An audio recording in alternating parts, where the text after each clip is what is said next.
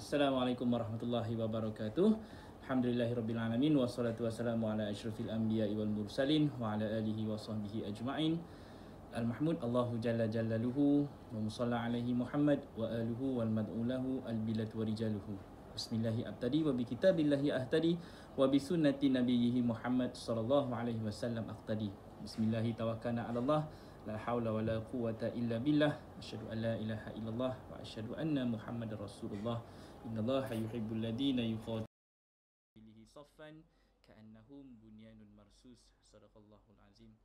Alhamdulillah, bersyukur kehadrat Allah Subhanahu wa taala kerana dengan limpah dan kurnianya pada hari ini, pada pagi ini dapat sekali lagi kita bersama-sama dalam perbincangan bicara maqasid dengan tajuk yang akan kita kupaskan pada pagi ini, sambungan daripada episod semalam. Dan semalam mukadimah, dan insyaAllah pada pagi ini kita akan tambahkan lagi dengan perkongsian yang sangat-sangat istimewa bersama dengan tetamu jemputan kita pada sedikit waktu lagi. InsyaAllah kita bagi peluang kepada mak ibu untuk persiapkan diri dulu, dan kemudian saya akan invite untuk masuk ke dalam studio, dan insyaAllah bersama-sama dengan beliau kita akan mengupas sedikit sebanyak tentang peranan dan juga fungsi seorang isteri dari sudut menjadi qarina. Okey, dalam bahasa Arabnya qarina, dalam bahasa Melayu adalah pendamping. Dan semua itu tidak dapat kita capai kalau kata isteri tidak memberi ruang kepada suami untuk membentuknya dengan sepenuh hati. Andai kata kita nak menjadi seorang wanita yang mampu untuk menggoncang dunia hanya dengan menggunakan tangan kita, tetapi tangan yang kita maksudkan adalah tangan yang mampu diberikan amanah, ya. Amanahnya adalah sesuatu yang berkuasa, yang wajib untuk kita jadikannya sebagai satu kaedah macam mana untuk kita mengurus ataupun melaksanakan titah perintah Allah itu. Dan insyaAllah pada hari ini okey, ada kata audio yang tak dengar. Okey, kita okey, alright, saya dekatkan sikit audio. Jelas? Okey, sekali lagi. Okey, macam mana dengan audio? Okey, suara tak ada, suara tak dengar. Suara agak jauh. Okey, macam mana kita nak adjust kejap Test. Okey, suara agak masih kurang. Okey, testing 1 2 3 1 2 3. Okey, tak jelas suaranya. Okey, sekejap. Testing. Okey. Alright. Okay, minta maaf, ada sedikit gangguan tadi. Sekarang ni saya dah tengok dia punya volume pun dah naik. Okey, dah jelas. Okey, terima kasih kepada semua yang memberi komen, yang memberikan respon untuk memastikan perjalanan hari ini dapat kita teruskan dengan lebih baik. Okey dah. Mic tak plug in, bukan mic tak plug in, dia jauh sikit bang, dia dah plug in. Cuma tengok meter dia tu, hijau dia tu baru 2 bar. Okey, sekarang dah sampai warna merah dah. Okey, saya kena rendahkan sikit, kalau tidak dia kuat sangat. Okey, alright. Terima kasih kepada semua yang memberikan respon sekali lagi. Okey, hari ini kita santai-santai ya, kita akan sembang, kita akan berbincang dan kita akan bercakap. Sambil tu saya tunggu mak ibu untuk masuk ke dalam studio. Sebab dia tak keluar lagi dekat skrin saya tu. Okey, sebelum kita pergi jauh, kita akan berbincang lebih kurang dalam 10 ke 15 minit untuk part saya mukadimahnya, dan sebentar nanti baru kita akan masukkan mak ibu, kita akan jemput untuk join bersama-sama dengan kita dalam perbincangan pada pagi ini. Dan insyaAllah topik pada hari ini berdasarkan pengalaman sebagai warga Rumah Pengasih Warga Prihatin ni, RPWP, dan keseluruhan kami di sini kebanyakannya daripada kalangan-kalangan sukarelawan sepenuh masa yang mana datang daripada pelbagai background dan hadir sebagai orang yang bekerja secara sukarela. Okey, bekerja secara sukarela ni maksudnya mereka ini tidak mengambil gaji, tidak ada sebarang imbuhan, dan tidak pula meletakkan apa-apa pengharapan kepada pangkat, nama, tahta, sekalipun kepada kuasa. Jadi semuanya di sini duduk bersama-sama, melibatkan diri secara sepenuh masa, 24 hours a day, dan 7 hari seminggu, sepanjang dah hampir nak masuk tahun ke-16 lah kali ini. Dan kebanyakan kami ni adalah daripada mereka-mereka yang semuanya datang untuk mencari jalan bagaimana untuk mendekatkan diri dengan menggunakan aplikasi Kitab dan Sunnah, supaya kita dapat menjadi orang yang mampu untuk bekerja sebagai seorang hamba Allah, insya-Allah. Okey. Sementara tu saya tunggulah sekejap respon daripada mak ibu. Okey. Sekarang ni katanya mak ibu dah masuk, tapi saya tak nampak lagi dia dekat dalam skrin saya ni. Okey, saya tunggu.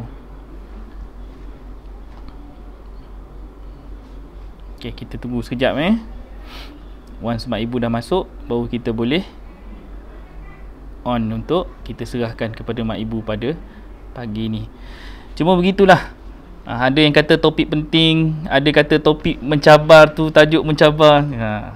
InsyaAllah sebenarnya apa yang kita sampaikan ni adalah sebahagian daripada pengalaman kami di RPWP, dan sebahagian besarnya adalah apa yang dah kita lalui sepanjang 16 tahun ini. Bagaimana isteri yang nak ditundukkan bukan dengan kuasa veto seorang suami, tetapi diberikan ilmu. Ilmu ni adalah sesuatu yang Allah berikan daripada satu kaedah untuk kita sama-sama mencari jalan untuk menjadi seorang suami. Pertama Abul Hakam, isteri pula sebagai qarinanya. Dan insya-Allah saya akan cuba bantu. Okey, kalau Uda ada masalah, bagi inilah telefon tu kat sini. Mai saya adjust. Telefon tu bawa sini. Nak tengok sekali. Okey, Madinah pun jelas, alhamdulillah.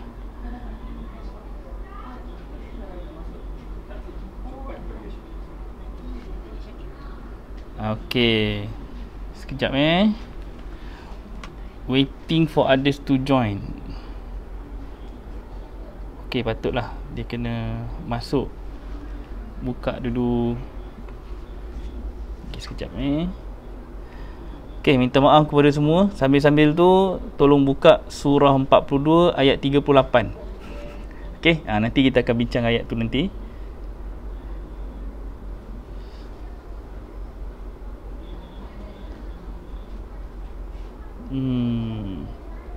Kalau guna pakai telefon boleh tak?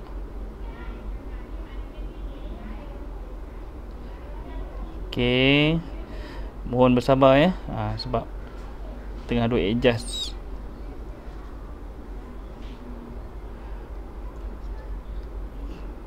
Okey, alright, kena masuk ke sini.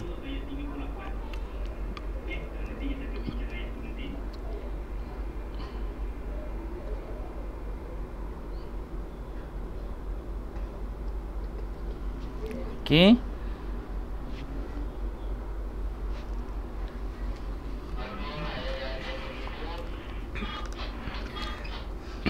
Okey. Minta mak ibu pakai telefon lah sebab tak boleh masuk guna PC. Okey, sekejap Okey, terima kasih kepada semua yang sabar menunggu. Kita bagi peluang untuk mak ibu untuk selesaikan urusan sekejap untuk masuk menggunakan channel. Sebab line tak berapa clear, tak berapa okey. Jadi kita tunggu sekejap dia masuk menggunakan handphone. Tadi tu cuba masuk melalui laptop tapi tak lepas.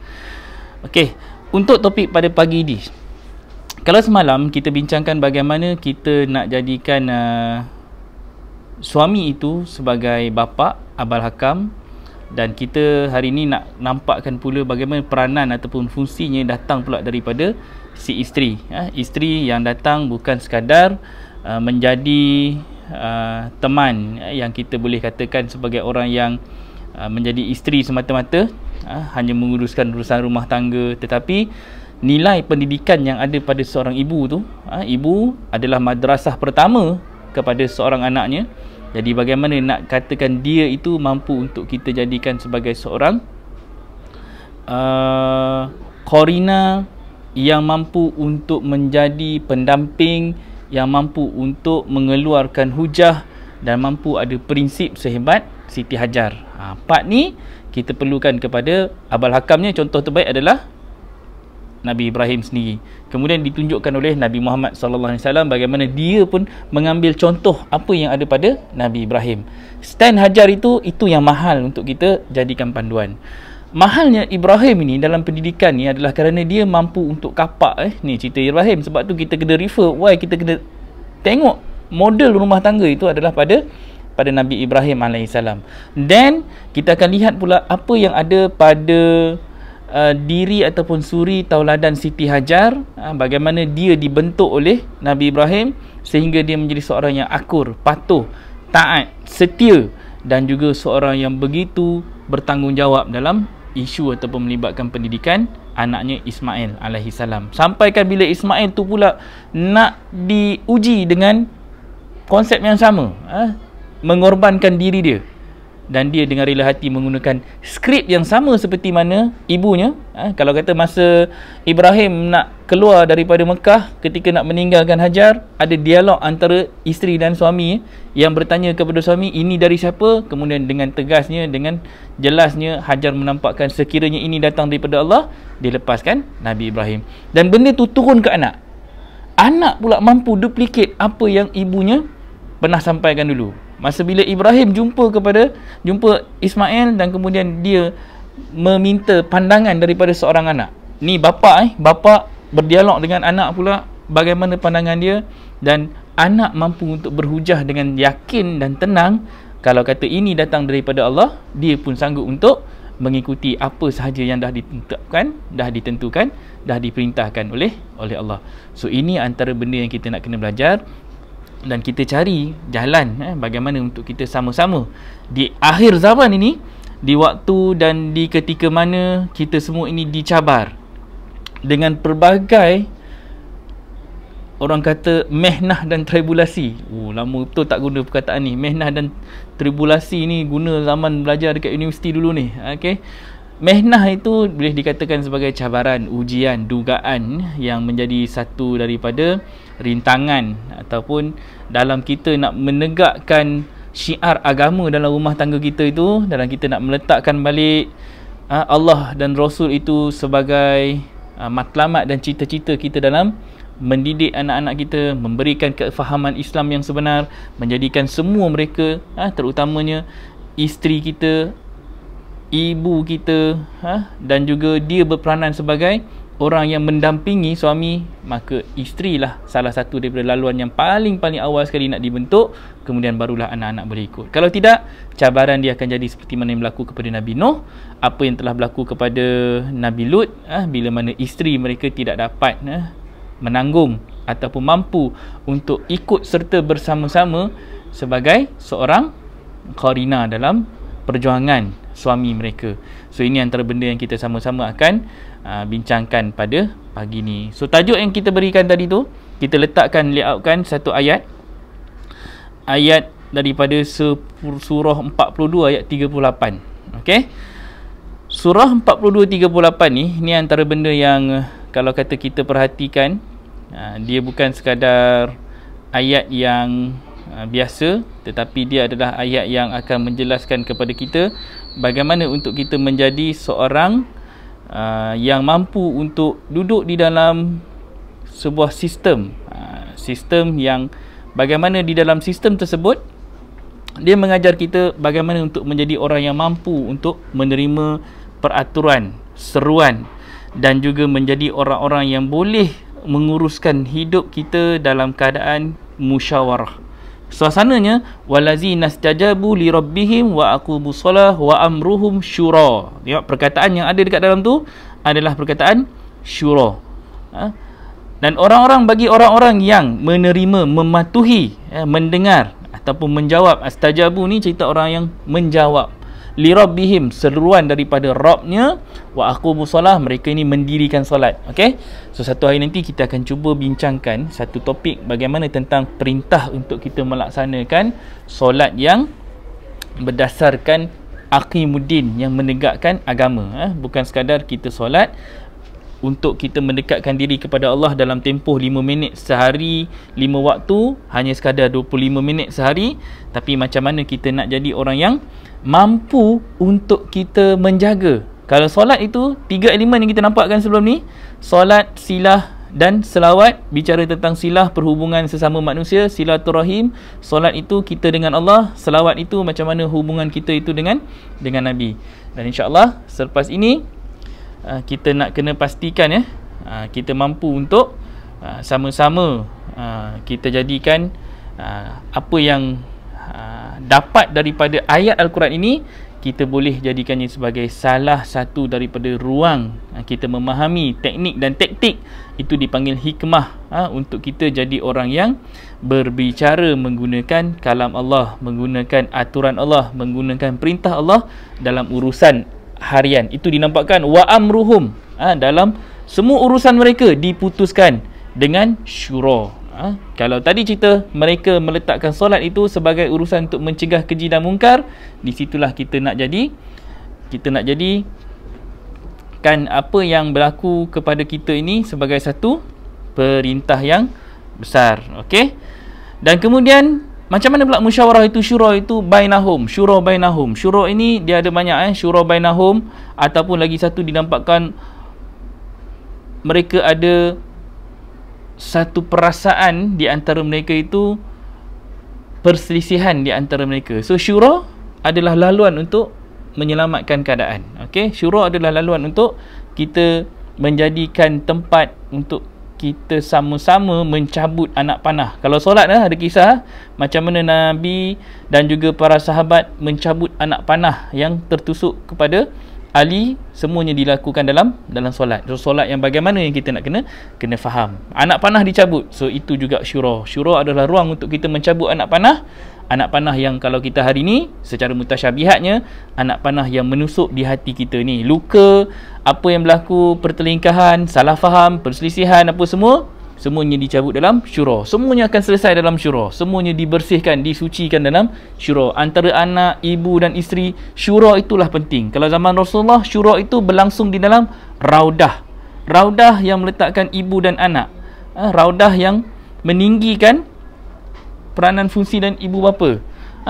Apa yang berlaku antara mereka itu adalah sesuatu yang penting untuk kita sama-sama fahami. InsyaAllah pada pagi ini kita akan jadikan apa yang Allah berikan kepada kita sebagai satu laluan untuk kita sama-sama menjadikan syura itu sebagai salah satu daripada intipati dan juga sebahagian daripada kita punya mekanisme untuk kita menjadikan hubungan antara isteri, ibu dan anak dan juga suami itu sebahagian daripada kaedah untuk kita merawat perhubungan di dalam keluarga kita. Okey. Alhamdulillah saya ambil dalam dah 18 minit kita membuka mukadimah pada pagi ini dengan meletakkan konsep belah dada itu pada waktu syura antara mereka. Alright. Alhamdulillah mak ibu dah pun ada bersama dengan saya. Okey. Di sini saya menyebut Assalamualaikum warahmatullahi wabarakatuh kepada mak ibu. Okey, tanpa lengahkan masa lah. Saya serahkan kepada mak ibu untuk kita sama-sama mendengar apakah perkongsian yang nak sampaikan kepada ibu-ibu dan juga isteri-isteri di luar sana, bagaimana mereka nak okey, dipersilakan mak ibu. Okay, terima kasih Ustaz. Dengar tak? Ustaz dengar suara saya tak? Dah dengar. Assalamualaikum warahmatullahi wabarakatuh. Dah dengar tak suara? Teruskan. Okay, terima kasih Ustaz. Alhamdulillah ya. Terima kasih pada Ustaz Syauqi kerana dijemput dalam Bicara Mengkasih. Sebenarnya mak ibu jarang sekali berada dalam live. Inilah boleh dikatakan kali pertama dan julung kali pertama ibu berada dalam live. Jadi untuk pertama kalinya ibu mohon ampun dan maaf jika apa sahaja yang ibu nak sampaikan ini tidak menepati cita rasa ataupun dengan suara yang terketak-ketak ataupun dengan suara yang gemuruh, ibu mohon ampun dan maaf banyak-banyak. Okay.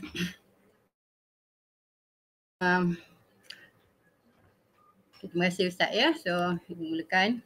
Auzubillah minasyaitanirrajim. Bismillahirrahmanirrahim. Al-Mahmud Allahu Jalla Jalaluhu wal musalla alaihi Muhammad wa aluhu wal mad'u lahu al-bilad wa rijaluhu. Bismillah ya abtadi wa bi kitabillahi ahtadi wa bi sunnati nabihi Muhammad sallallahu alaihi wasallam ahtadi. Bismillahirrahmanirrahim. Qul a'udzu birabbin nas, malikin nas, ilahin nas, min syarril waswasil khannas. Allazi yuwaswisu fi sudurin nas minal jinnati wan nas. Alhamdulillah. Astagfirullahalazim. Astagfirullahalazim.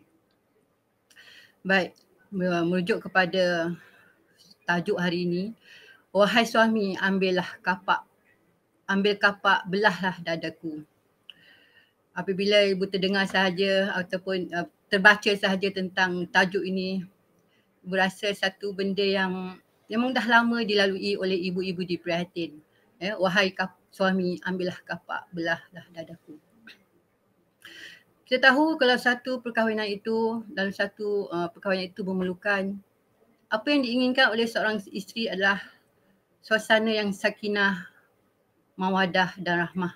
Bagaimanakah untuk mendapatkan ketenangan dalam sesuatu rumah tangga itu?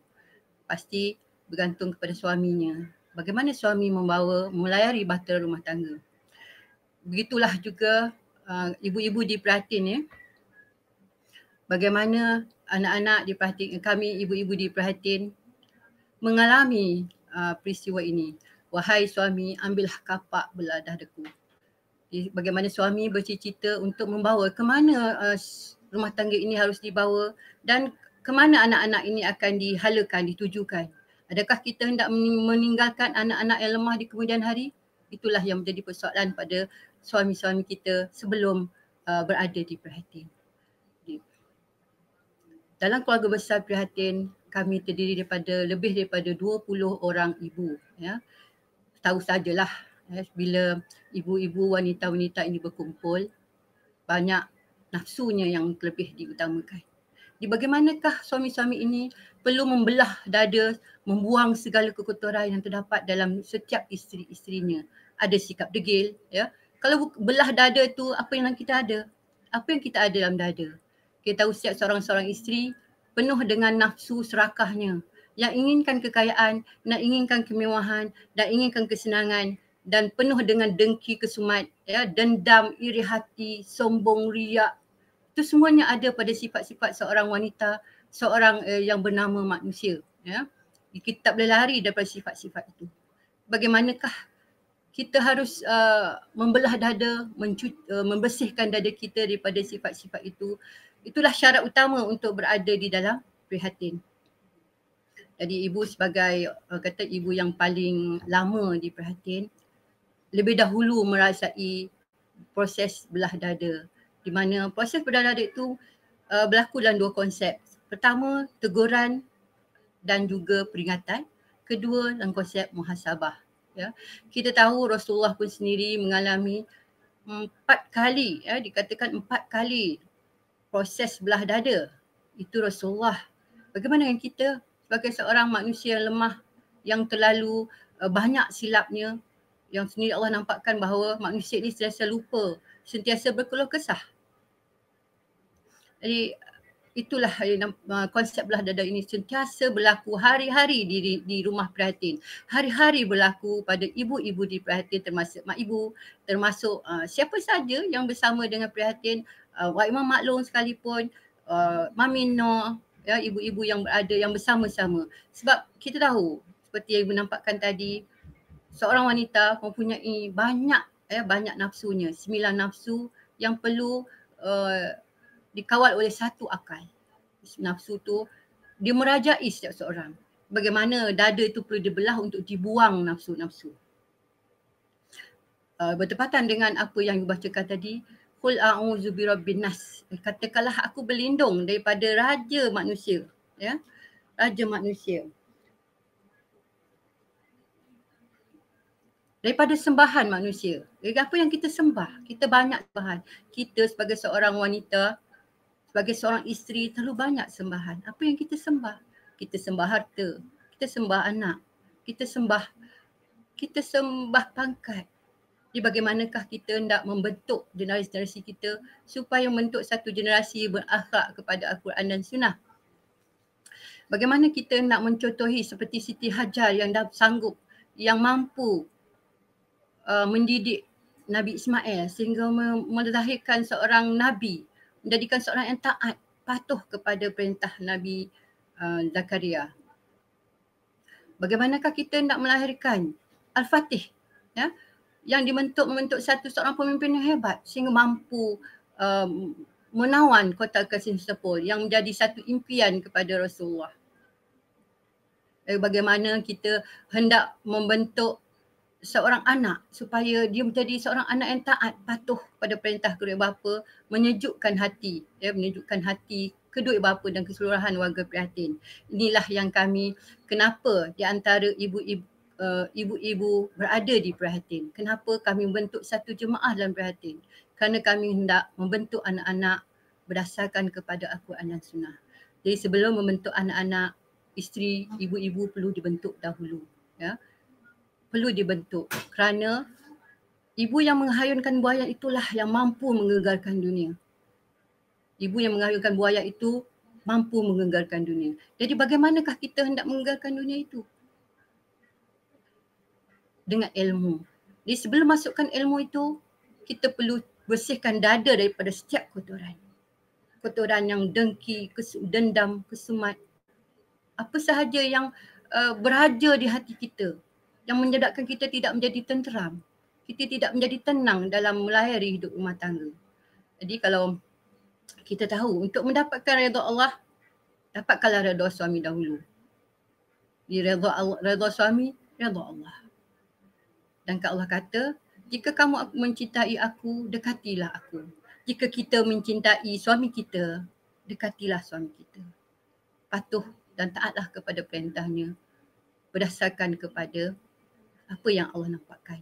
Tu nampakkan, wahai suamiku, belahlah dadaku. Bimbinglah kami ke syurga bersamamu. Kami ingin bersama memiliki syurga. Bimbinglah anak-anak kami kepada syurga. Wahai suami, belahlah dadaku. Baik. Kita tahu di dalam konsep belah dada dalam hati itu terlalu banyak.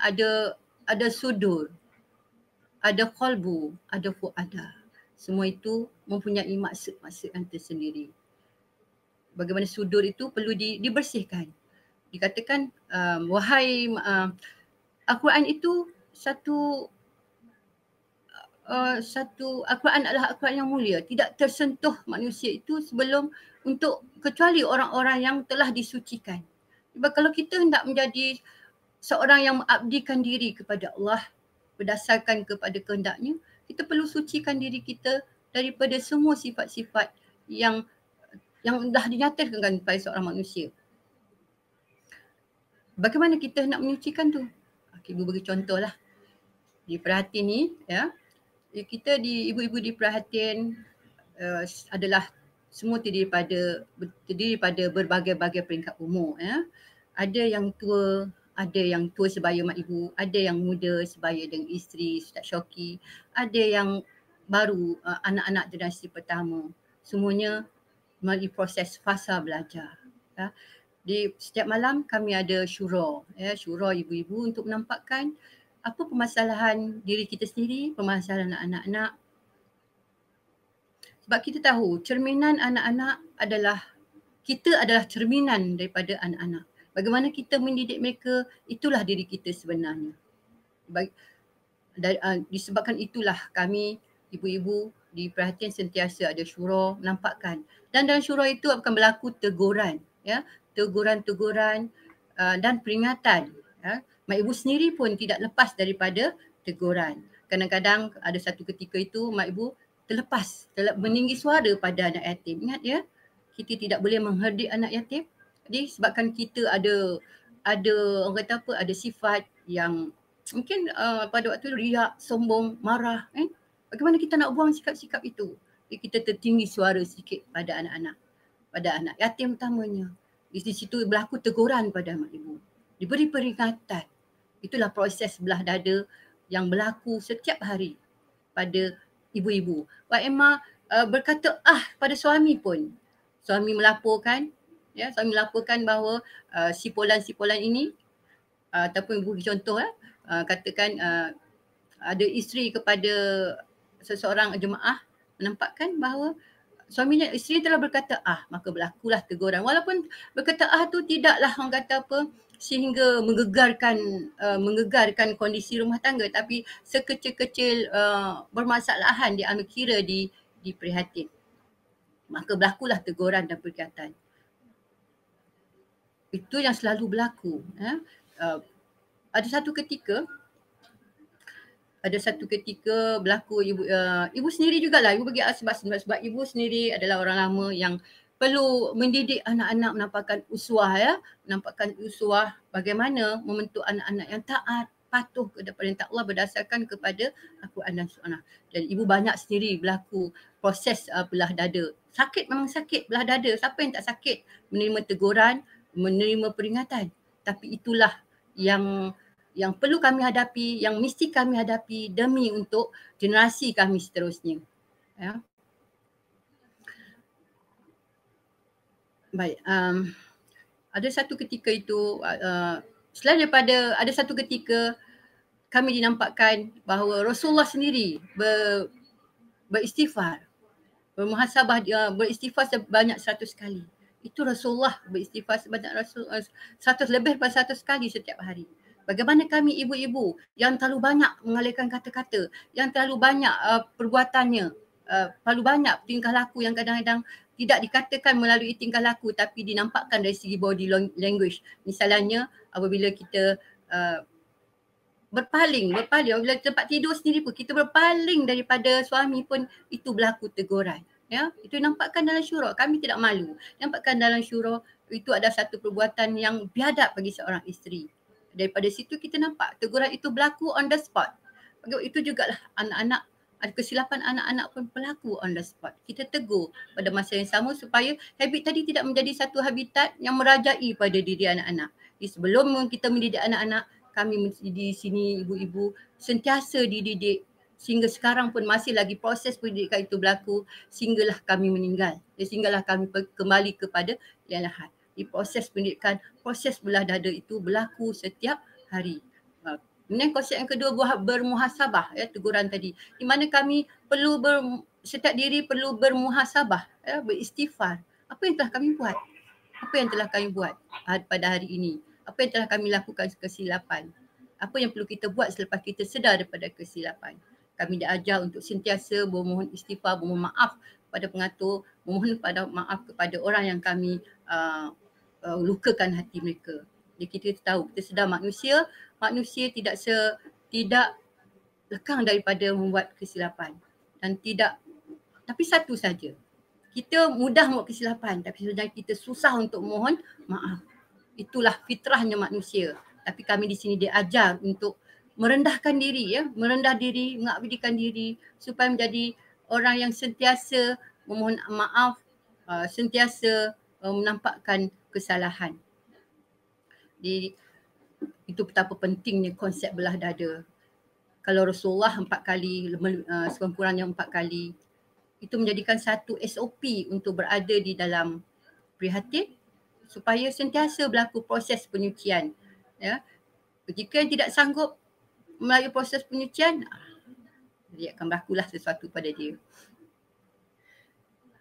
Baik. Kita setiap hari, macam Ibu cakapkan tadi, bahawa setiap hari kita minta bermuhasabah diri. Kalau kita tengok, Iqra' kita bacalah kitab kamu dan hisapkanlah diri kamu. Apa yang telah kamu kerjakan. Itulah nama konsep bermuhasabah setiap diri.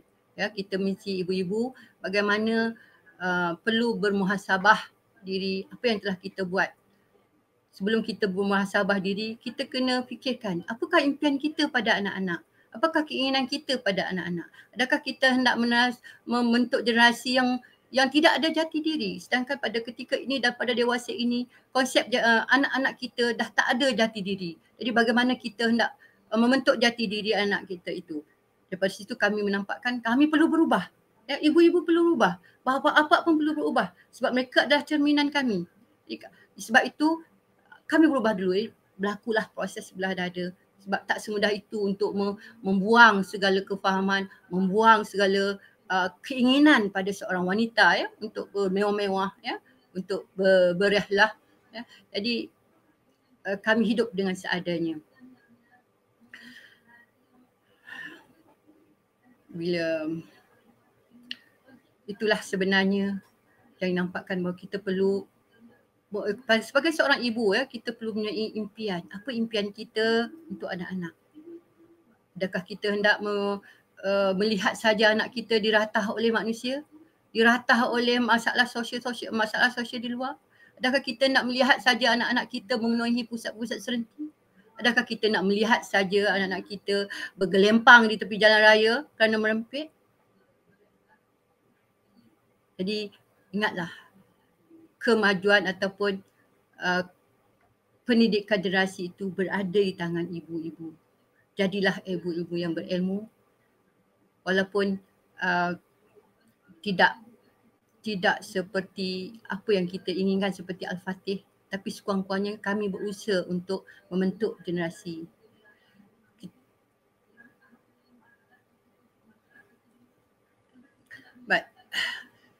Ibu ingat lagi semasa kami mula-mula berada di Prihatin ya, kami dinampakkan tentang sejarah-sejarah setiap isteri-isteri, sama ada isteri Nabi Nuh, isteri Rasulullah, isteri-isteri siapa lagi?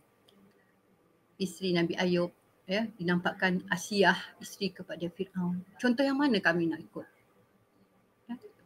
Walaupun kami sedar, ibu-ibu sedar, kami tidak sehebat Siti Saidina Siti Khadijah ya, yang dicintai Rasulullah, yang mempunyai akhlak yang sangat mulia sehingga dicintai oleh Rasulullah. Tapi kami ingin sepertinya. Walaupun kami tidak sehebat Siti Hajar yang sanggup ditinggalkan oleh suaminya di padang pasir, tapi kami berusaha, kami cuba, ibu-ibu di sini berusaha untuk mencari ilmu demi anak-anak supaya menjadi anak generasi yang berguna kepada masyarakat, agama dan bangsa. Dan kami tidak ingin menjadi seperti isteri Fir'aun. Ya. Dan kami tidak ingin menjadi isteri Nabi Nuh yang ingkar kepada perintah suaminya sehingga membawa anaknya kepada jurang api neraka. Itu contoh isteri yang tidak taat pada suami, yang tidak patuh kepada suami. Dan Siti Hajar contoh kepada isteri-isteri yang taat kepada suami, patuh walaupun ditinggalkan berseorangan. Jadi kami diberi pilihan, kamu nak yang mana? Ya, kami nak yang mana? Jadi tentulah kami nak mencari redha suami. Redha suami adalah redha Allah. Saja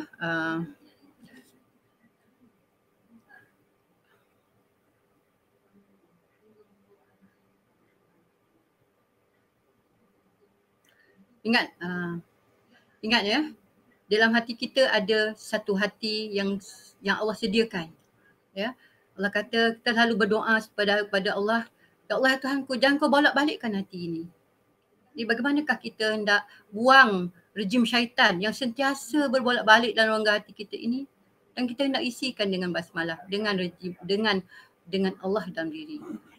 Jadi itulah yang selalu proses pendidikan di ibu-ibu Prihatin yang berlaku setiap hari. Kami sentiasa diberi teguran, diberi peringatan dan diberi pendidikan. Terima kasih kepada Akhirata, terima kasih kepada Ustaz Syauqi kerana atas jemputan ini. Akhirnya ibu serahkan kembali semula kepada Ustaz Syauqi dengan lafaz Alhamdulillahirabbil alamin.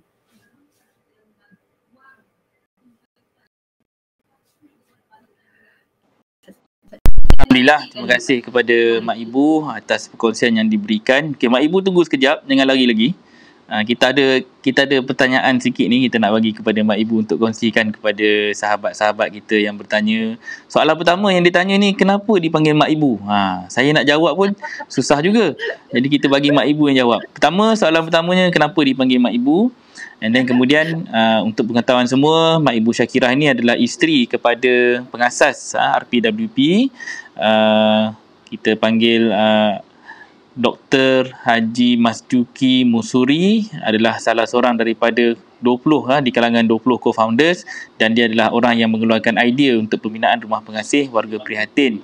Dan daripada situ datangnya co-founder yang lain menyertai bersama-sama, dan dia adalah orang pertama yang menginfakkan harta dan diri, kemudian diikuti oleh Mak Ibu bersama dengan keluarganya, anak beranak semuanya lah. Dan studio yang saya duduk ini adalah daripada rumah asal, ruang tamu Mak Ibu sendiri, yang hari ini dah menjadi satu ruang common area kepada bapa-bapa terutamanya di kalangan 20 co-founders, bapa-bapa yang menjadi sebahagian daripada ahli syura ataupun orang yang menentukan apakah hala tuju dan juga pembangunan RPWP ni, semuanya dibincangkan dalam syura yang terkait daripada prinsipal. Dia tak ada seorang prinsipal. Di sini adalah prinsipal dia ramai. Jadi kalau kata nak buat keputusan, dia bukan jatuh hanya kepada Dr. Haji Masjuki seorang saja, tetapi diserahkan kepada jemaah yang seramai 20 orang yang akan mengeluarkan pandangan dan pendapat, berbincang setiap hari untuk menentukan apakah keputusan-keputusan secara daily practice. Apa saja yang kita bincangkan di sini melibatkan urusan daripada prinsip pembinaan jati diri anak-anak, pendidikan, ekonomi, hala tuju perniagaan, apa semua ditentukan dengan oleh ataupun daripada kalangan 20 orang co-founders yang sedia ada, tapi tetap melibatkan ibu-ibu dan anak-anak di prihatin. So hari ini soalan dia pertama, Mak Ibu kena jawab kenapa dipanggil nama Mak Ibu. Itu soalan dia adalah dalam komen tadi. And then kemudian ada orang tanya ni, share tips nak ajak suami. Macam mana ni, ada orang tanya macam mana nak ajak suami. Apa tu, tak habis dia punya soalan tu. Share tips nak ajak suami je. Kak Liza kena bagi sampai habis. Okey. Tak apa, sementara tunggu soalan daripada Kak Liza, kita nak tanya Mak Ibu juga. Macam mana syura yang berlaku dalam syura keluarga di RPWP? Mungkin boleh bagi inside view. Special macam mana? Sebab di prihatin ni konsep dia musyawarah. Kita ada syura bapa-bapa, dia akan turunkan ke syura ibu-ibu, dia akan turunkan kepada syura anak-anak, dan daripada syura anak-anak itu akan dibawa balik resolusinya, apa pun keputusannya dia akan disampaikan kepada ibu-ibu. Kalau ibu-ibu tak boleh settle, ibu-ibu akan bawa kepada syura bapa-bapa, dan syura bapa-bapa akan putuskan. Ini daily practice harian yang berlaku. Tapi dalam semua tu dia ada satu syura keluarga, yang mana anak-anak daripada kalangan anak yatim piatu pun mereka duduk dalam keluarga angkat, dan mereka pun sama-sama syura bersama dengan kami. Okay, so saya serah pelik pada Mak Ibu lah untuk Mak Ibu kongsikan how about the daily practice yang ada dekat dalam prihatin ni sebagai orang kata apa, tips dan juga rujukan kepada orang di luar sana, macam mana mereka nak at least yang ada kemahuan untuk buat di rumah sendiri, cipta raudah sendiri tu adalah sedikit cahaya macam mana mereka nak memulakan langkah itu, seperti mana yang RPWP dah berjaya buat. Okey, saya serah balik kepada Mak Ibu. Okay, terima kasih Ustaz Syauqi. Ada soalan pula ya. Okey, baik. Okay, seperti yang Ustaz Syauqi nampakkan, kami di sini sentiasa ada syura. Kita ada syura bapa, kita ada syura ibu-ibu, kita ada syura anak-anak. Semuanya berdasarkan kepada, kemudian syura ibu-ibu, syura anak, dan balik semula kepada apa saja maklumat akan disalurkan semula kepada syura bapa-bapa. Pada masa yang sama juga, setiap kami ada keluarga besar yang tersendiri, keluarga kecil Sekarang perhatian satu keluarga besar, kami ada keluarga kecil-kecil, di mana dalam keluarga kecil-kecil itu dimasukkan anak-anak yatim yang tidak ada keluarga, supaya dia merasa dirinya tidak tersisih, akan merasa kasih sayang sama daripada ibu-ibu angkatnya. Di situ kami setiap hari Ahad kami adakan satu keluarga syura keluarga. Di situ nampakkan permasalahan ataupun perkongsian ataupun teguran ataupun peringatan kepada setiap ahli keluarga. Kalau macam contoh keluarga Mak Ibu terdiri daripada 7 orang anak. 7 orang anak termasuk dengan menantu, yang 5 jadi 14, jadi besar sikit lah. Jadi bagaimana berlaku perkongsian, minta tips-tips untuk penjagaan anak, macam anak-anak ibu dah berkahwin selama 3 orang. Jadi bagaimana dia menampakkan tips dan pandangan daripada kedua ibu bapanya sebagai rujukan untuk cara-cara untuk menjaga anak tadi supaya menjadi terdidik apa mahunya Allah, ya. Menjadi anak mendengar kata, contoh ya, kalau dinampakkan bagaimana anak-anak tadi nak dinampakkan supaya dia behave di dalam sesuatu majlis, tidak lari sana lari sini. Itu dinampakkan tips. Kami nampakkan, ibu bapa akan nampakkan tips. Apa yang perlu kita buat supaya anak tadi boleh mampu mendengar kata. Tapi apa yang kita kena mulakan daripada seawalnya. Mulakan kali pertama dengan cara yang betul. Kemudian kalau teguran, jika ada berlaku teguran, contohnya ada di antara anak-anak ibu yang tidak menepati masa, contoh tidak menepati masa, curi dalam berlaku curi dalam kerja, contoh tidak melakukan kerja dengan tepat, ya. Di situ akan berlaku teguran. So daripada teguran itu dinampakkan apa yang perlu diislahkan. Anak tadi perlu diislahkan. Itulah proses penyucian, proses penyucian akan berlaku pada diri anak-anak. Dia anak-anak akan tetap juga di belah dada, sebab sikap-sikap tu sentiasa akan ada dalam dirinya. Sama ada katakanlah kita dapat tangkap cucu kita dia menipu contohnya. Jadi berlaku laporan dalam syura. Itu anak-anak tadi dia akan beristighfar dalam keluarga kecilnya bahawa dia akan berikrar, berjanji tidak akan buat lagi. Kemudian jika berlaku, setiap diri akan berkongsi bersama ada daripada apa yang dia dapat selama 1 minggu itu, pemerhatian dia, teguran pada sipolan-sipolan, katakan abang nak tegur adik, juga berlaku di situ. Tidak semestinya teguran itu berlaku daripada ibu, kedua bapa kepada anak, tapi dia berlaku juga kepada embang di antara keluarga itu. Abang kepada adik, kakak kepada adik. Jadi kita sentiasa berlapang dada dalam setiap teguran. Jadi dalam syura itu semuanya perlu berlapang dada. Allah kata, Rasulullah cabutlah pedang, bukan Allah kata dalam hadis-hadis, cabutlah pedang ketika dalam solat. Jadi waktu kita nampakkan solat yang macam mana. Kita bersilah tentang bersilah. Waktu itulah kita sedang bersilah, itulah kita kena cabut pedang, kita kena buang kekotoran yang berada dalam dada tadi. Kemudian itu tentang syura keluarga. Jadi setiap Syoki pun ada syura keluarganya tersendiri, maklum pun ada syura keluarga sendiri. Jadi masing-masing berusaha untuk membentuk anak-anak dalam proses penyucian. Ada peringatan, ada teguran, ada nasihat. Berharap boleh menjawab soalan yang dinampakkan tadi. Kemudian yang kedua, kenapa panggil mak ibu mula-mula ibu-ibu yang datang dia orang panggil Ibu Syakirah. Semasa itu tidak ada ibu-ibunya, mesti maklum datang panggil ibu. Tapi bagaimana pula dengan anak kepada maklum, adakah nak panggil ibu juga? Contoh macam itulah. Jadi anak kepada maklum, so dia orang sepakat, ibu-ibu yang ada ni sepakat. Okey, kita panggil mak ibu. Jadi anak kepada maklum panggil ibu. Jadi kalau tu sebab Ustaz Syoki dia kategori mak ibu, kategori anak. So dia panggil pada saya mak ibu. Contoh macam itulah. Jadi itulah sebab kenapa timbulnya nama mak ibu. Ibu harap menjawab soalan ya. Ini soalan yang Puan Liza tu dah dapat habis belum Ustaz? Belum lagi mak ibu. Ustaz? Belum lagi, boleh sambung. Terus jawab.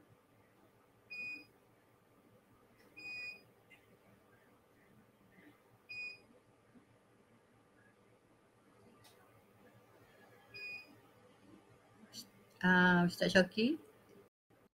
Mak ibu, kita belum jawab lagi persoalan tu. Mak ibu boleh terus tolong jawabkan sekali, tak ada masalah. Soalan daripada Kak Norliza tu, dia minta tips nak ajak suami dan macam mana nak cari ilmu. Okey, saya serah balik kepada mak ibu. Nak ajak suami cari ilmu. Hai, macam mana Okey. Selalunya dalam fasa-fasa kita tahu, kita seorang ibu pasti ada kesedaran kalau kita tengok pergi mana-mana pun secara fitrahnya, secara orang kata apa, secara sebenarnya majlis-majlis ilmu tu akan dipenuhi oleh ibu-ibu. Ya. Kalau kita tengok follower Ustaz Syauqi pun ibu-ibu. Jadi bagaimanakah ibu tadi hendak menarik, mengajak suami tadi supaya cintakan ilmu. Dengan dia kita nak, pertama kita minta izin lah dulu. Kalau dia tak minat, okey hari ni pukul jam 10, saya nak minta izin nak ikut bicara maqasid melalui Ustaz Syauqi. Ya. Jadi selepas dia izinkan, kita follow lah. Kita ikut dengar. Dan selepas kita dengar, waktu kita berada dalam senang-senang dalam keadaan yang kita beristirahat, kita nampakkan kita berkongsi bersama, kita kongsikan apa yang kita dah dapat dalam bicara maqasid hasil daripada kita minta keizinan tadi. Ya. Walaupun benda tu perlu berlaku secara istiqamah. Kan dinampakkan kenapa perlu secara istiqamah. Kita nampakkan bahawa ayat bicara surah An-Nisa surah 34 tu, bagaimana kita hendak rijal itu adalah pengatur kepada wanita, pengatur kepada wanita. Jadi bagaimana kita sebagai seorang isteri hendak memertabatkan suami sebagai seorang pengatur, ya. Jadi kita tahu suami kita tadi walaupun dia tak minat, sebenarnya dia suami ni kita tahulah dia ada egonya, ya. Jadi kita bagaimana kita nak selaraskan ataupun kita nak buang ego tu lah nak cakap. Jadi daripada kita lah sumber tu mesti datang. Kita berkongsi, kita sampaikan secara perlahan, ya.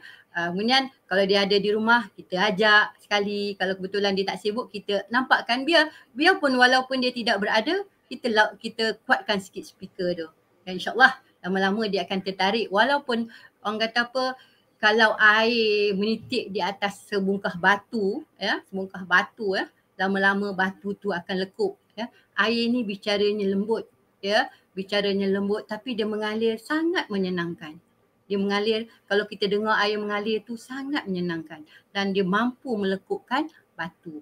Jadi kita jangan berputus asa di dalam mengajak suami untuk mencari ilmu, dengan syarat kita martabatkan kedudukan seorang suami itu dengan patuh, ya, patuh taat kepada apa sahaja perintah dia, selain daripada dia tidak minta kita untuk mensyirikkan Allah. Ibu rasa terjawab soalan tu. Ibu rasa Ustaz mungkin boleh kupaslah apa yang ibu maksudkan. Ibu serah kembali kepada Ustaz. Kepada Mak Ibu atas perkongsian yang diberikan pada hari ini. InsyaAllah ada banyak soalan sebenarnya. Kalau kita baca soalan, ada tanya Mak Ibu macam mana nak approach anak remaja untuk menjalani kehidupan benar-benar Islamik, lebih-lebih lagi dengan cabaran sekarang. Ada soalan lagi. Ada yang setuju dengan Mak Ibu? Okey, kita berkongsi ilmu apa yang didengar dan dipelajari, sikit-sikit diperdengarkan, dinyanyikan di halua telinga suami.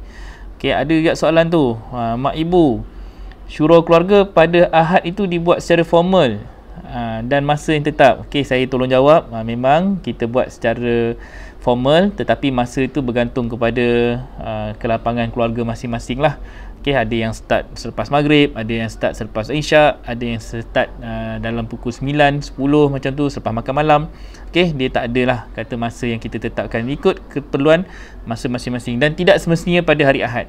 Warga prihatin buat hari Ahad tu sebab hari tu je kita boleh lapangkan masa untuk syura keluarga. Sebab hari lain tu memang semua dah full dah. Kalau hari Ahad tu pun orang ambil, habislah. Memang tak ada masa dah nak syura keluarga. Tapi itulah dinamakan takwim. Takwim itu laqad khalaqnal insana fi ahsani takwim. Macam mana ni kita nak mencipta sebaik-baik insan ini adalah melalui takwim yang sempurna. Kita yang takwimkan masa anak-anak. That's why apa yang dinampakkan Mak Ibu tadi tu bicara macam mana perkongsian dalam syura keluarga tu adalah ruang takwim untuk kita bercakap dengan anak-anak kita, untuk kita spend quality time. Mungkin pada orang lain quality time dengan keluarga ni tengok TV bersama-sama, makan malam, makan tengah hari, mungkin ada yang pergi exercise, jogging, bersukan, hobi apa semua, tengok wayang, bawa anak isteri pergi shopping kompleks. Dekat prihatin benda tu jarang-jarang kita buat. Ada yang tak pernah buat pun, even dah lama dah tak buat. Dan kita lebih banyak melaksanakan masa ataupun quality time tu dalam bentuk perkongsian ilmu. Kalau saya masa dengan ibu-ibunya dah ada fix time dah, lebih kurang dalam pukul lepas isyak tu sampailah dalam pukul 10-11 malam tu, itu antara quality time dengan ibu-ibu untuk kita pantau dan monitor perjalanan syura ibu-ibu. Syura anak-anak, selepas itu mereka ada syura mereka sendiri. Paginya dia ada roll call ibu-ibu, ada roll call bapa-bapa, ada roll call anak-anak. Ini antara benda yang memang kita ada daily practice setiap hari, takwim bersama dengan keluarga. Mungkin kalau orang lain nak start, mula dulu dengan roll call. Ingat roll call ni main-main ke? Keluarga pun boleh buat roll call tau. Macam mana panggil bapaknya, ibu, anak duduk sekali. Sarapan pagi, itulah roll callnya kan. Kalau semua ada, barulah sedap untuk kita makan sama-sama. Yang ni tak ada yang seorang makan. Kalau dekat rumah biasa kita tengok mak dengan bapak makan atas meja, anak makan depan TV. Itu memang normal practice keluarga hari ni, zaman sekarang. Kalau mak ayah tengah makan pun, kadang-kadang pun anak boleh tak kisah kan. Anak tak kisah, tak ada pun yang nak pergi menjamu cedok nasi untuk ibu ataupun bapa. Kadang anak makan tak ada langsung nak pelawa mak ataupun bapa, jemput makan ayah, jemput makan mak, apa semua. Benda tu semua dah mula hilang dalam keluarga. So peranan syura keluarga ni adalah untuk kita kembalikan semula norma orang tua-tua kita yang mereka ajar daripada nenek moyang kita, tapi nak diterapkan dengan disiplin Islam. Macam mana kita menghormati ibu dan bapa. Macam mana dalam syura tu, kalau syura anak tu diam, yang mak ibu kongsikan tadi tu, macam mana anak nak didisiplinkan. Dalam majlis dia boleh duduk diam, dia boleh dengar pendapat dia, walaupun daripada baby, walaupun daripada kecil, tapi dia tahu ibu dan bapanya sedang ada program khusus, ada satu program yang rasmi, ada program yang formal. Dalam tu mereka diajar tertib. Tapi untuk anak-anak ataupun menantu-menantu ni, ibu-ibu yang ada dalam keluarga kecil ni, itulah ruang disiplin untuk mereka latih anak mereka daripada satu program yang tak rasmi dalam program yang lebih besar. Kalau rasmi ni selalunya kita melibatkan tetamu-tetamu orang luar. Bila orang luar datang, kenapa kita kadang-kadang tu kita dapat komen anak-anak RPWP ni boleh duduk dalam keadaan diam, disiplin apa semua. Mesti mereka ini bukan dibuat ataupun dicetak dalam masa sehari. Mereka ini dah duduk dalam mall itu almost every day, dan daily practice mereka akan dididik supaya macam mana nak menghormati majlis. Itu antara benda yang basic kita buat. That's why kalau kata kita tengok, kadang-kadang ada anak-anak orang lain datang rumah kita, kita tengok anak dia tu meragah ni macam mana nak cakap, buah dia, buah pun orang utara kat, dia punya ragam itu kan, dia punya perangai tu kan, dia lompat atas sofa, dia buat macam rumah sendirilah kan, berlari sana sini, kadang sampai nak terjatuh barang kaca, gelas apa semua. Kita boleh tengok benda tu datang daripada rumah. Rumah datang daripada tangan ibu dan bapa. Disiplin mak bapa itu tak dididik daripada awal kan. Kita kadang-kadang ada terima tetamu, tetamu dia, anak-anak dia ni berlari merata semua itu, tapi kita tak boleh nak menegur sebab kadang-kadang kita hanya boleh sampaikan kepada ibu dan bapa. Cuma kadang-kadang seganlah mak bapa bila orang dah datang rumah, anak kena tegur depan mak bapa. Orang nampak kan itu disiplin anak yang tak kita tekankan daripada rumah. Benda-benda ni kita nak kena betulkan. So ajar anak, didik anak, ruang yang kita ada tu adalah melalui syura keluarga tu. Itulah yang mak ibu tekankan tadi. Jadi make sure kita didik mereka dengan benda-benda kecil dulu. Kita mungkin tak boleh nak kapak. Ni cerita kapak ni. Kita tak boleh nak kapak benda-benda besar.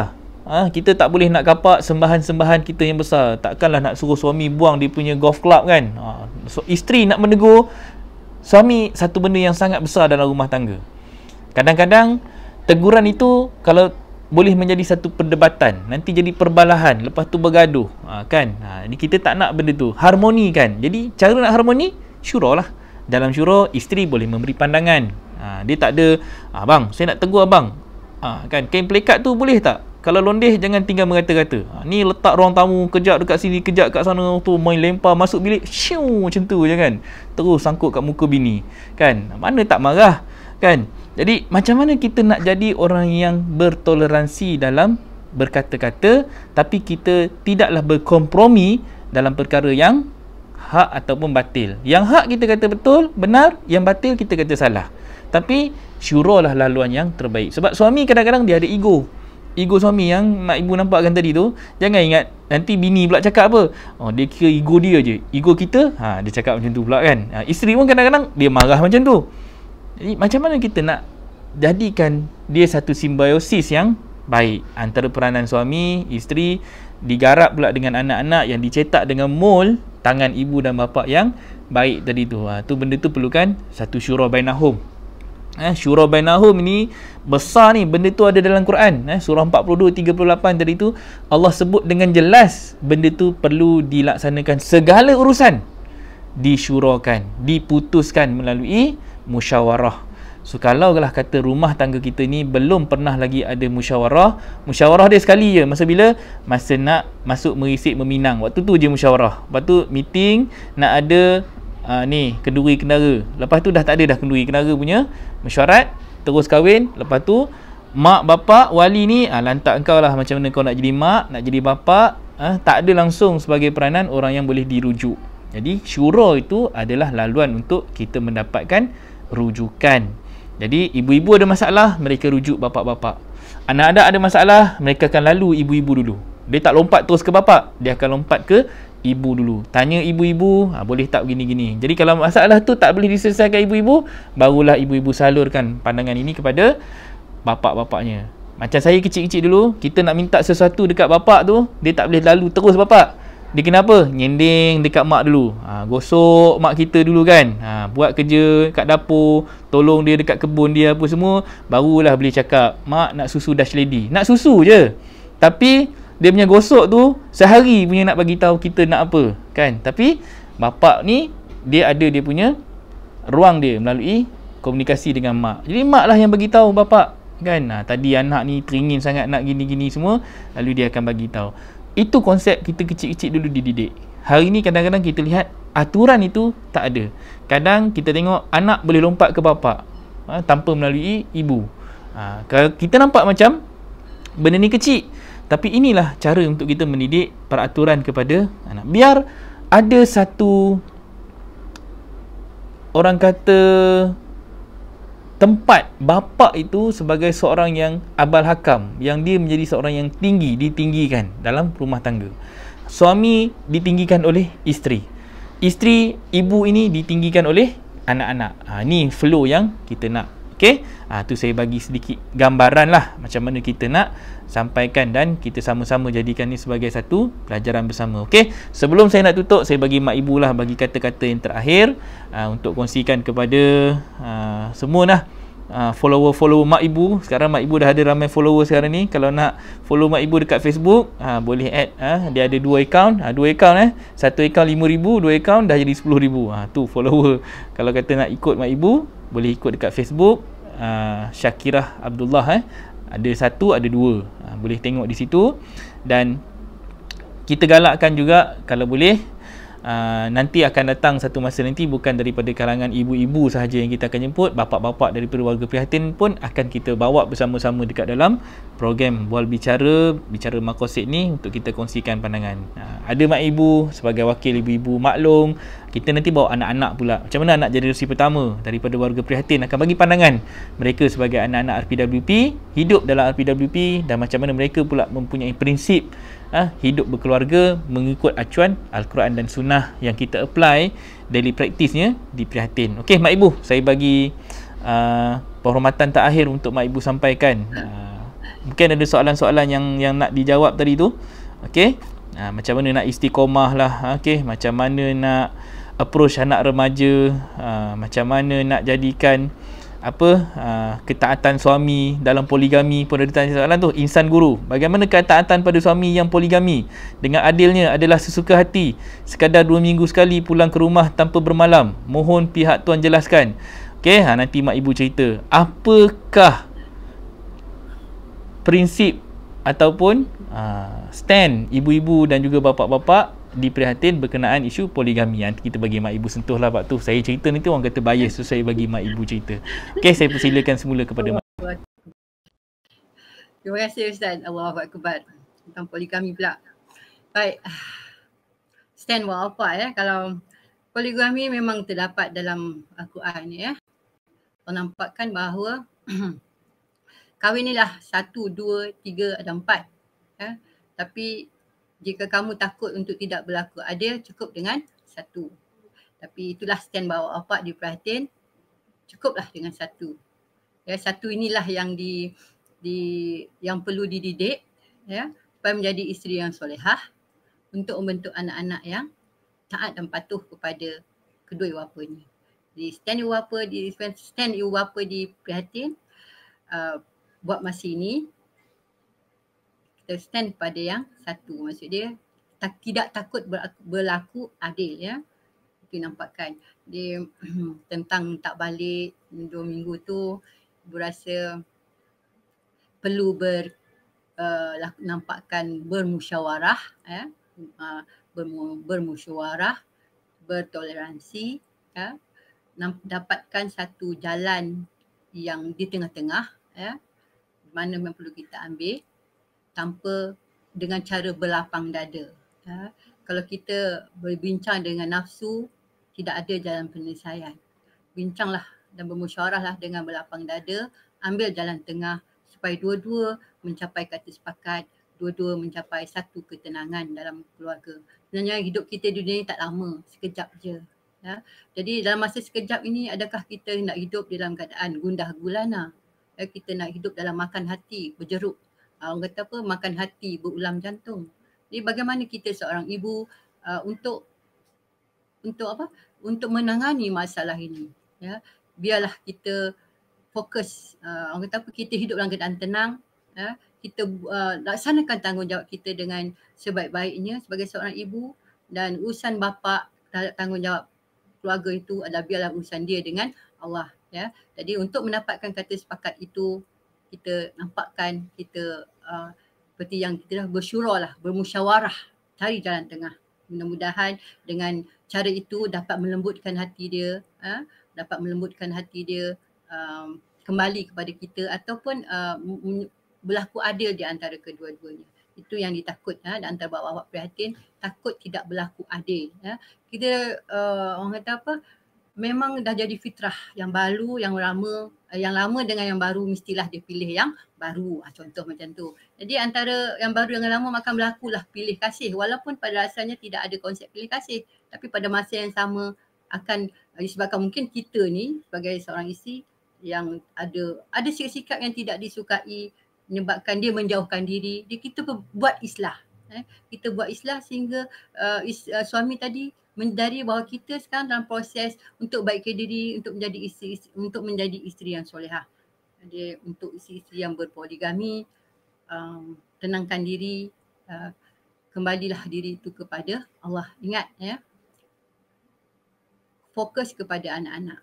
Jangan lepaskan kemarahan itu kepada anak, sebab anak adalah tanggungjawab kita. Bagaimana kita hendak membawa anak itu ke mana? Kalau kita mendidik anak, kita nampakkan kemarahan kita kepada suami, kepada anak-anak, anak-anak itu membesar dengan emosi yang tidak stabil. Jadi, buang sikap-sikap itu, letakkan dalam diri aku, buat ini kerana Allah, untuk besarkan anak-anak ini supaya menjadi anak-anak yang hebat. Ya.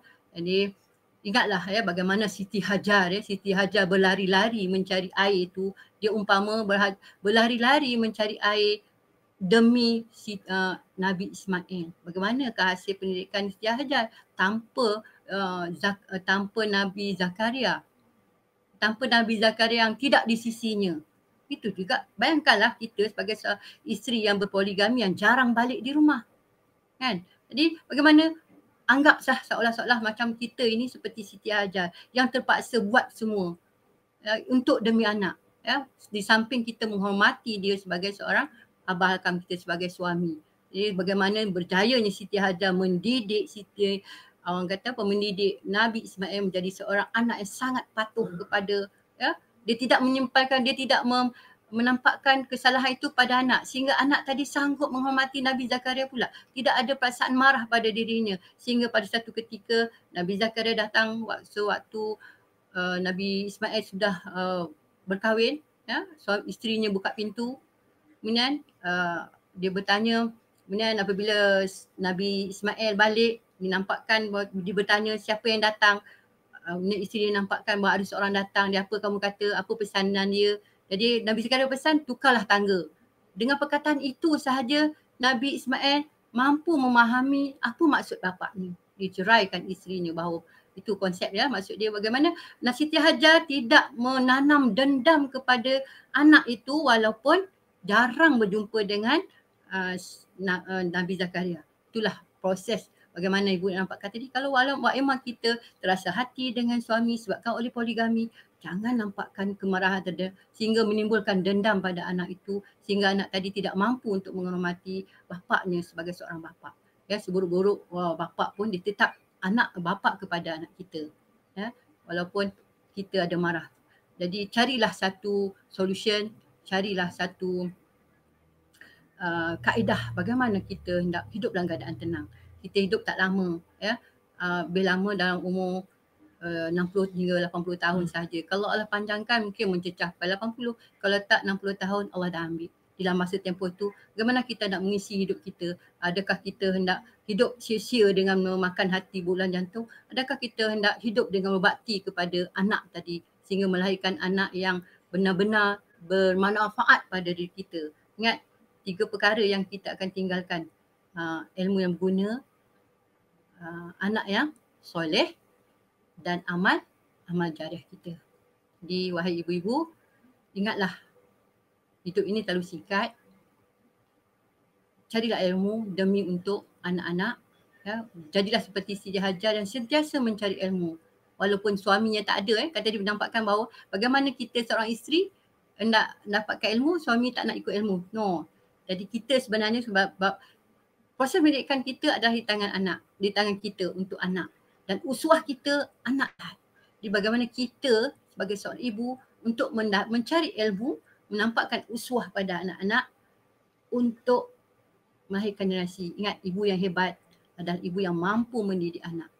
Ya, mendidik anak yang walaupun dia ada anak 10 orang, dia mampu mendidik anak menjadi anak yang hebat. Ya, itu namakan kalau kita tengok ibu misali 10 orang anak, semua anak-anaknya tahfiz. Itu seorang ibu yang hebat. Bagaimana dia ada impian dia. Dia dengan seorang ibu berjaya mendidik 10 orang anak. Boleh kata keseluruhannya adalah mampu menjadi tahfiz. Jadi bagaimana dengan kita? Kita ada impian tak untuk anak itu? Jadi tanamlah impian. Apa yang sebenarnya kamu pandang lihat pada wajah anak-anak. Apakah, kemanakah nak kita bawa? Manakah halau tuju anak ini? Ya, mulakan daripada sekarang. Kalau anak itu dah membesar, kita bawalah perlahan kepada jalan Allah. Kalau anak tu baru kita lahirkan dalam proses mengandung, kita tanamlah impian, carilah ilmu, apa yang sebenarnya kita hendak bawa anak-anak ni. Kemudian kita kena buat secara istiqamah. Jangan dalam waktu mengandung sahaja kita ada impian, tapi bila dah besar, dah 7 tahun, 8 tahun, kita rosakkan dia dengan segala kemudahan, kemewahan yang kita ada. Kita bagi gadget, kita bagi kemudahan, kita bagi kereta, kita bagi motor untuk supaya dia merempit. Dengan itu dah seolah memang kita sayang anak. Kita sayang dia tapi kita salah letak kasih sayang. Ingat ya, bagaimana Al-Fatih itu dididik. Al-Fatih itu dididik dengan dengan segala, walaupun dia mewah tapi dididik dengan secara sederhana. Kalau dia salah dihukum 2 kali ganda. Itu proses pendidikan Al-Fatih. Jadi kalau kita hendak anak sehebat Al-Fatih, jadilah kita sehebat ibu Al-Fatih. Kalau kita hendak jadi anak seperti Nabi Ismail, jadilah seperti Siti Hajar yang biasa tidak pernah penat untuk berlari mencari air. Dan jadilah seperti Saidina Khadijah, walaupun kita tidak semampu sepertinya, tapi kita berimpian untuk menjadi seorang isteri seperti Saidina Khadijah. Itu saja. Ustaz, saya serahkan balik kepada Ustaz Syauqi. Okey, terima kasih kepada Mak Ibu di atas perkongsian pada pagi ini dan kesudian untuk melapangkan masa Mak Ibu. Mak Ibu hari ni plan dia nak pergi Lengging nak pergi berkebun dekat sana. Tapi saya sempat booking dia untuk bersama-sama dengan kita pada pagi ni. Dan insya-Allah kalau tengok Mak Ibu tu seusia dia bekas guru bekas seorang cikgu dan pengalaman dia dalam pendidikan ada diguna pakai untuk sama-sama dilaburkan dalam saham akhiratnya untuk membangunkan anak-anak jati diri anak-anak RPWP dengan ilmu pendidikan yang ada pada dia. Dan pengalaman itu juga diturunkan kepada ibu-ibu yang lain bagaimana untuk membangunkan RPWP secara berjemaah. Dan alhamdulillah salah satu produk Werda ada mengguna pakai nama Mak Ibu Dia perfume, nama dia Werda Shakira. So siapa yang pernah beli tu Werda Shakira tu, tu adalah sempena nama mak ibu. Kalau maklum minggu lepas kita bawa maklum, dia ada Werda Azita. Werda tu sendiri adalah nama maklum, produk yang kita gunakan atas nama ibu-ibu yang ada dalam Prihatin ni. Kita ada Werda Sofia, nama isteri saya pun ada Werda Khadijah, Werda Aminah, kita ada Werda Fatimah. Banyaklah nama-nama Werda tu. Salwani antaranya, nama isteri Tuan Haji Saipunang. Okey, kita ada banyak nama-nama lah yang kita applykan. Ibu-ibu Prihatin ini pinjamkan semangatnya, masukkan dalam produk dan juga perniagaan yang ada dalam RPWP sendiri. Kalau tengok tudung tu, itu salah satu tudung yang mak ibu pakai tu, produk daripada jahitan tangan anak-anak RPWP yang kita jadikan sebagai salah satu sumber inspirasi bagaimana anak-anak ni rasa sense of belonging atas produk yang mereka miliki, perniagaan yang mereka bangunkan, dan hujungnya dapat sama-sama mereka sebarluaskan dalam bentuk dakwah, menyeru orang lain kembali kepada tudung yang patuh syariah. Tengok, ada pada mak ibu itulah model hidup yang ada depan mata tu. Okey, dan insya-Allah mudah-mudahan doakanlah supaya anak-anak RPWP ni dapat terus maju dalam perniagaan yang mereka usahakan dan bangunkan. Kalau nak order Werda, nanti cubalah, nanti admin mungkin masukkan dekat mana link mereka boleh beli tudung Werda. Kalau mak ibu pakai ni, salah satu tudung yang kita pakai waktu kita buat haji, dia boleh tukar daripada tudung biasa tu jadi telekung, solat ready untuk mereka terus. Wanita ni perlukan kepada kemudahan dan kesenangan. Okey, insya-Allah. Dan antara yang paling saya suka untuk sampaikan di sini bila mak ibu nampakkan konsep syura tadi tu dan apa yang dikongsikan mak ibu dengan prinsip yang ada pada bapa-bapa dan ibu-ibu Prihatin, antara benda lain yang kita kena nampakkan adalah bagaimana syura tadi tu nak dijadikan satu raudah dalam rumah tangga sebenarnya. Rasulullah buat satu contoh raudah. Di situlah dicabut anak panah, apa yang berlaku di kalangan sahabat-sahabat, pergaduhan, persisihan, pertelingkahan antara anak dengan bapa, suami, isteri, semuanya diselesaikan dalam syura. So itu raudah yang Nabi bina. Nabi tunjukkan sampelnya. So kita pula ambil contoh tersebut, binalah dalam rumah tangga kita pula. Mak ibu nampakkan tadi nak bina rumah yang ada sakinahnya, ada mawadahnya, ada redanya, ada ketenangannya. Itulah syurga yang kita nak dapat di sini. So kalau kata kita nak dapat redha suami, dia bukan meringankan azab di neraka, tak. Kalau dekat dunia tak dapat redha suami, dah azab dah di dunia ni. Jangan tunggu di akhirat nanti. Di dunia lagi kita dah merasai azab. Suami tak suka, suami marah, suami bengang, suami bentak, semua tu boleh berlaku dalam rumah tangga kita. Okey. Alhamdulillah dah 1 jam 17 minit sebenarnya. Dah 11.30 melepasi takwim yang biasa kita janjikan. Selalu kita target dalam 1 jam. Tapi tak apa, kerana istimewanya tetamu kita pada hari ini, dan insya-Allah dengan adanya Mak Long dah datang, Mak Ibu pun dah masuk interframe dalam program Bicara Maqasid, dan insya-Allah ibu-ibu yang lain juga akan kita panggil. Mungkin kita akan jemput Mak Tiri Grammar pula lepas ni. Mungkin ramai orang kenal dia sebagai MTG saja, Mak Tiri Grammar. Tapi macam mana pula dia nak kita nampakkan sebagai salah seorang daripada ibu-ibu yang bekerja di dalam Prihatin secara sukarelawan, dan juga kita boleh jadikan kita ada ramai, kita ada Ibu Ros, kita ada ibu-ibu di belakang tabir yang jarang-jarang dinampakkan. Mungkin kita akan jemput selepas ni untuk berkongsi pengalaman mereka bersama-sama dengan anda semua supaya lebih ramai yang dapat gemburan macam mana kita nak berkasih sayang dalam keluarga kita dengan panduan kitab dan sunnah. Satu ayat saja hari ini 42:38, tapi saya ada satu ayat lagi saya nak kongsikan kepada semua. Ini ayat yang terakhir lah.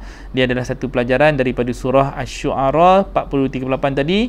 Cuba tengok dekat surah At-Talaq. At-Talaq ni surah 65 ayat ke-6. Apa yang ada di dalam ayat ini? Allah katakan, saya terus baca kepada ayat terakhir dia dalam bentuk terjemahan. Tempatkanlah mereka, para isteri. Allah sebut, di mana kamu bertempat tinggal menurut kemampuanmu, dan janganlah kamu menyusahkan mereka untuk menyempitkan mereka, dan jika mereka, ini cerita isteri sini ditalak, itu sedang hamil, maka berikanlah mereka nafkah sampai mereka melahirkan kandungannya. Kemudian jika mereka menyusukan, Allah nampakkan apa? Menyusukan, berikanlah imbalannya kepada mereka, dan musyawarahlah di antara mereka, di antara kamu dengan baik, dan jika menemui kesulitan maka perempuan itu boleh menyusukan anak untuknya. Okey, so musyawarah ni nak dinampakkan Allah suruh kita syura. Syura bukan cerita tentang hanya ketika mereka bersama-sama dengan kita, tapi sebaliknya, andai kata walaupun sampai tahap kita ni dah bercerai-berai sekalipun, kita dah pun mengalami perceraian, tapi tetap juga kita digalakkan untuk kekalkan konsep dan prinsip syura. Dan pastinya Allah kata awal-awal tu, tempatkanlah mereka di mana kamu bertempat tinggal menurut kemampuanmu dan janganlah kamu menyusahkan mereka. Ini satu perintah Allah, jelas ketetapan yang ada dalam Al-Quran, dan sama-sama kita baca dan hadam dan pastikan kita menghormati prinsip dan juga peranan isteri dalam rumah tangga. Kita sebagai suami lah, kalau isteri, fahamkan dan ketahuilah hak-hak anda yang tak pun ada di dalam Al-Quran. Jangan kita sembang hak asasi manusia, tetapi kita cari hak-hak anda semua sebagai isteri, sebagai wanita. Apa yang dah pun diletakkan di dalam Al-Quran, itulah yang paling penting kita sama-sama fahami. Okey, terima kasih kepada semua, dan Alhamdulillah saya ucapkan sekali lagi mohon ampun dan maaf jika ada sebarang kesilapan daripada kami lah, kelemahan antara saya dan Mak Ibu dalam kami mengendalikan program Bicara Maqasid pada pagi ini. Dan insyaAllah kita akan jumpa pada esok hari, waktu yang sama, dan kita tunggu topik yang masih lagi dalam episod belah dada lagi, dan juga masih dalam falsafah Al-Baqarah. Cuma tetamu yang kita akan bawa pada esok hari, insyaAllah tetamu yang akan membawa sedikit sebanyak peranan dan fungsinya dalam sudut suaminya pula. Hari ni isteri, esok suaminya pula. Bila sebut suami, mestilah tetamunya esok seorang lelaki, insyaAllah. Okey, itu saja daripada saya. Terima kasih kepada semua. Mohon ampun dan maaf. Yang baik itu datangnya daripada Allah, yang buruk itu datangnya daripada kelemahan kami sendiri. Wallahu yar'ana wa yahfazuna, walhamdulillahi rabbil alamin. Assalamualaikum warahmatullahi wabarakatuh.